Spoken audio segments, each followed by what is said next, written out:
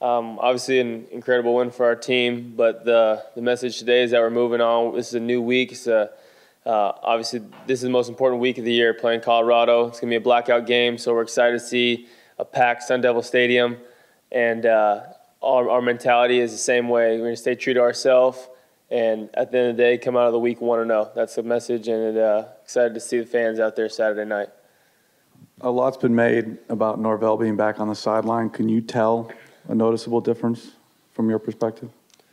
Absolutely. I mean, Coach Norvell is the leader of our offense and specifically leader of the quarterback group. So it was exciting to see him down there. Just his on-field presence is unmatched, and just being able to communicate with him face to face. It was a great night on Saturday night. Mike, how important was it to have Kalen back in an expanded role, and what have you seen as he continues to kind of get his feet under him? Yeah, Kalen's a special player. Kalen, offense, defense, special teams, whatever you need out of Kalen, he'll bring 100% effort. And the biggest thing for him is that he's still a young player and he's still learning. And one of his best qualities is being a communicator. He talks to me throughout the entire week. He has great relationships within the running back group, and you can just count on Kalen Balaj showing up on Saturday. 80,000 people at the Rose Bowl. Seemed like you guys were a lot more comfortable than the opening game, where it was really a road game. What kind of enabled that, and how did it feel as a quarterback out there?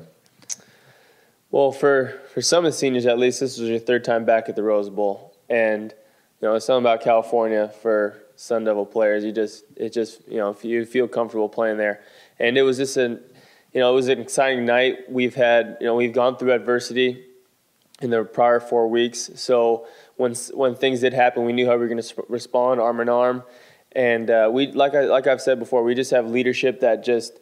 You can tell the presence in the locker room that this was our night. From the time we stepped off the airplane in Burbank, it was our night, and the message was clear that we're going to get back on the airplane 3-2, and we did it. Mike, I want to get your thoughts. When you came in last Monday, you came in with wholeheartedly believing that you guys would win that game. And how much did it mean to you to lead the team and to carry that spirit and perform well and lead your team to a victory that Saturday night? For this team, it's not surprising for this football team, because we do have guys in this team that have been in this situation before, like I've said. So it's just exciting to know that we can put it together, that we can come to practice on Tuesday, compete our tails off all the way through Friday. Even at walkthroughs, the mentality was, elite. It was a national championship style of practice, and I think that we really did prove to ourselves that. Practice makes perfect, and it's not just 1 week at a time. You can't just get ready for a top-ranked UCLA team. Nothing's going to be handed to us. Coach Graham talked about confidence and the confidence that you had going into the game and the urgency that you went into this game with. How do you redo that urgency all over again this week for Colorado? It started this morning from weightlifting to running out there on the field this morning, getting our legs back in shape, that we come out to practice the same way that we did, but even better.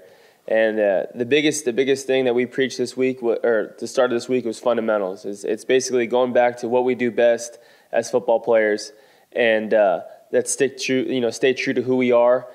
And it's just exciting to know that we have guys that are eager to go back out there practice on Tuesday, eager to go watch film.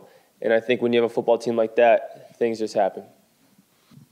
You talked a little bit about this last week, but your offensive line got off to kind of a shaky start against in the A&M, and they've kind of settled down through there. What's the difference you've seen with that group over the last 2 or 3 games?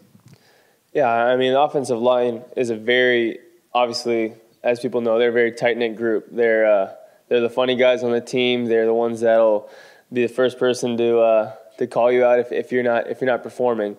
And what they've been doing well is that they've been going out to practice and playing at a very high level, whether it be inside run against our defense or on-air work. They're communicating, and they have one of the best coaches in the entire country, Coach Thompson, as the leader of them, and he's built a foundation for that offensive line to show them that we as an offense believe in our offensive line. And all they've been doing is they've been keeping their mouth shut, and they've been going to work, and it's really showing on Saturdays.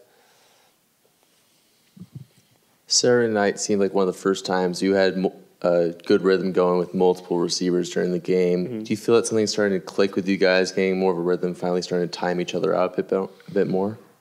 Yeah, absolutely. I think one of the biggest things from the playmakers' perspective is that we played fast, we were explosive, guys were well rested, and when this offense is rolling, everybody can have fun. And as a quarterback, your job is to distribute the football and go through progressions and not cheat reads. And obviously, there are plays that we left out there, but with the way our line played and the way our backs ran the ball and blocked in protection, it's fun to be a Sundial receiver if everything's going right.